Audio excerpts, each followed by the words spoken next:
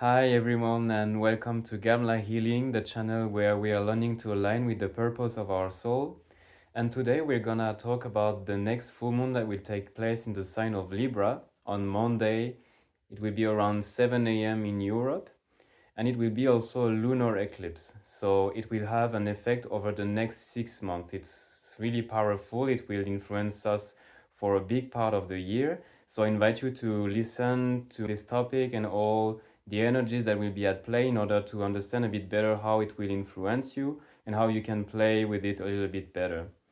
So this eclipse will take place in the sign of Libra and at the degree number 5, which has the meaning of a man that is watching his ideals, his dreams that are taking shape or taking a form before his inner vision. And it's really related at the moment with the transit of Saturn in the sign of Pisces, because Pisces is all about dreaming, manifestation of what we are envisioning. It's the creation, the artistic expression, and Saturn itself is the boundaries. It's helping it taking shape and manifesting itself in the created world, in the reality. So it's playing all together with Saturn, the moon in Libra, and the sun in Aries to actually help our dreams and our visions take form at the moment.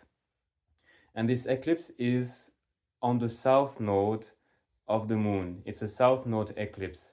So it's related to the past, to our karmic interactions of past lives, of childhood also. All the old patterns and habits that we have that are at play in our relationships since years, since a lot of incarnations, are right now being revisited thanks to this eclipse that is taking place in the sign of Libra. And so it's inviting us with this energy to review and to analyze the way we were entering relationships in the past. And we are invited to ask ourselves, is it still healthy? Is it still resonating with me? Is it still serving me? Or why was I entering my relationships in this way? Why was I talking or behaving in this manner? Am I still doing it right now? And is it still up to date? Is it serving me at the moment? What can I change? What can I refresh? What can I update in order to be more aligned in my relationship and to be sovereign in my relationships? More than that, actually, it's what is a relationship for us? What is a friendship?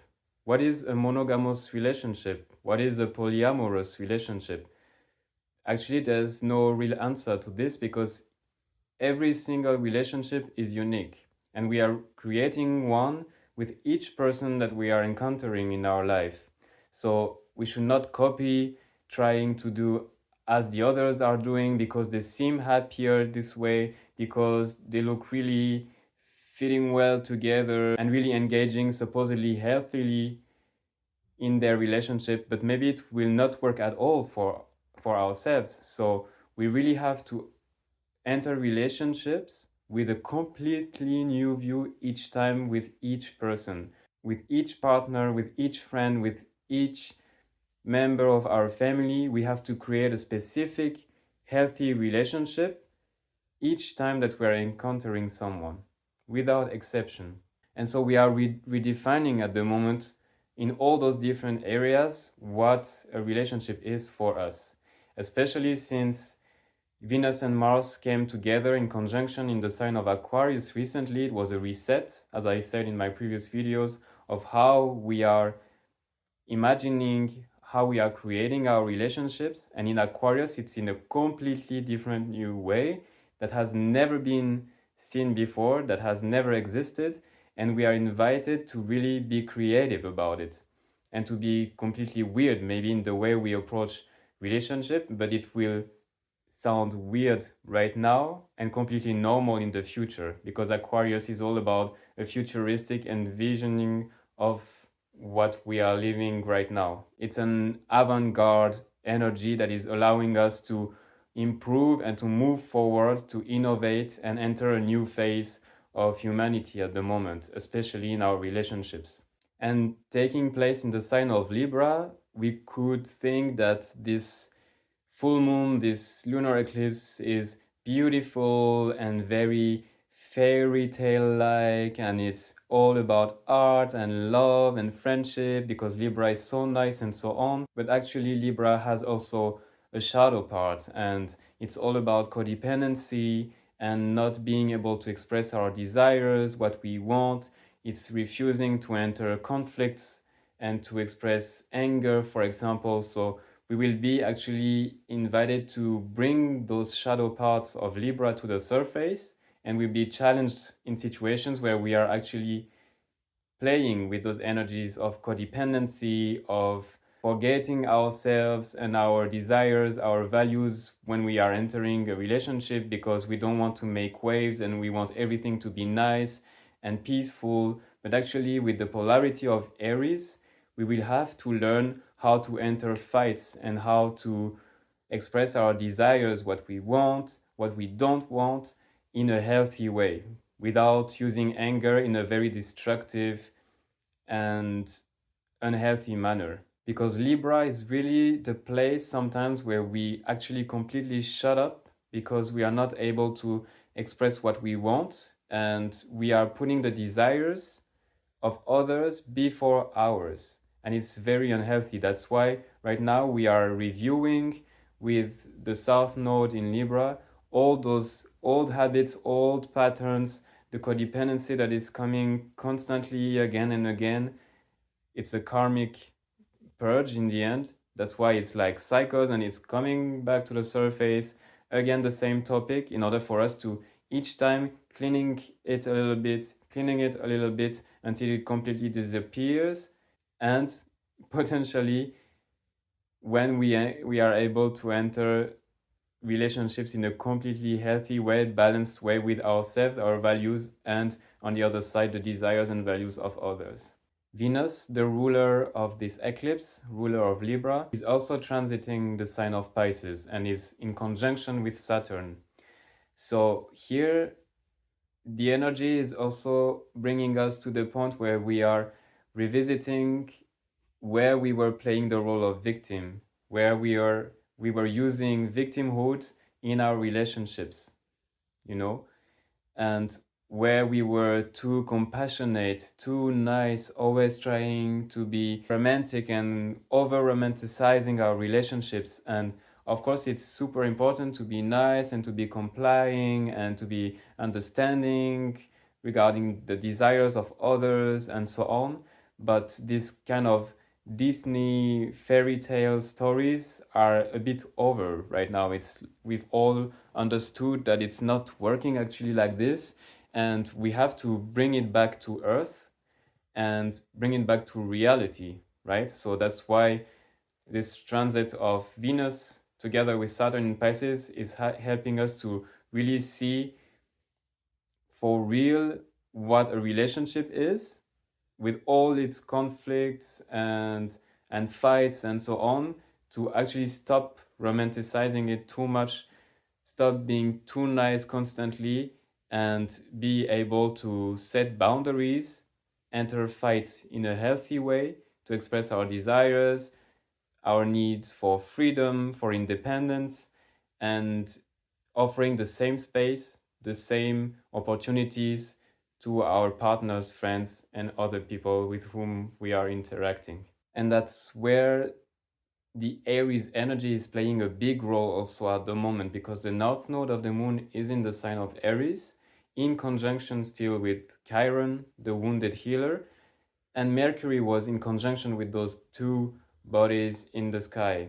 So this triple conjunction is really inviting us to step into our freedom and to heal also our sexual energy. Aries is very related to our sexual energy. It's our libido, it's the life force energy, and there's a lot going on, especially on the side of men at the moment, healing our sexuality, the way we perceive sex, how we use our sexual energy, to understand really if it's manipulating us, overcoming us, if it's driving us and pulling us in the right direction. There's a lot of questioning on this side regarding the libido of men, but it's influencing everyone, even women, because it's more specifically the yang energy that is at play at the moment with Aries. And with Mercury in the same sign of Aries, once again, we are invited to talk about it. Mercury is the communication, right? So we are invited to bring those topics on the table. Topic of sex, independence, libido, fluctuation of desires, independence, codependency, everything comes on the table in order to be healed with Chiron, the wounded healer, and we are all invited to do this collectively at the moment. So it's a really big push forward that we have at the moment with this lunar eclipse that is starting on Monday around 7 a.m. in Europe, and the next solar eclipse, this time that will take place on the 8th of April. That will be even more interesting. But for now, let's take care of the energy of this lunar eclipse. It's already a lot. And to summarize, I would invite you to really use this energy correctly, to sit down with yourself first, to envision what you want in your relationships, what you need in your relationships, what are your desires, what is your representation of freedom, of independence, how much space do you need in your relationships, what is the respect that you want for yourself in your relationships, and then bring all those ideas on the table and express them through the energy of Mercury in Aries within your relationships with your partners, friends, family, whatever, and to be strong enough and dare entering difficult conversations, to enter fights, to enter heated conversations, because it's with this friction, with this fire that will be started in those situations that you will grow and that you will be able to establish healthier bonds and healthier relationships. If on the way you lose people, of course, if friendships get lost, if you lose a lover, if you have to cut bonds with members of your family, if it's healthier for you, then it means that it was like this. And if they are not able to align with your own values, if they are not respecting what you expect, then we are learning also how to let go in order to have a flourishing life without people that are toxic or negative or pulling us down within our lives. Those are real challenges that we are facing at the moment, for sure, but it's for the greatest good individually and also for the collective to bring it further and to elevate it through the North Node in Aries at the moment. So yes, as I said, it's already a lot. I invite you to meditate and to exercise, practice with those energies of the full moon in Libra, this lunar eclipse. And we will talk later on in the next days about the new moon and solar eclipse that will take place in the sign of Aries 2 weeks after this eclipse. I really thank you for listening to me, for staying with me until the end. If you are still here, I'm really thankful.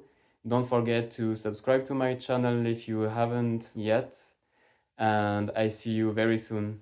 Bye bye.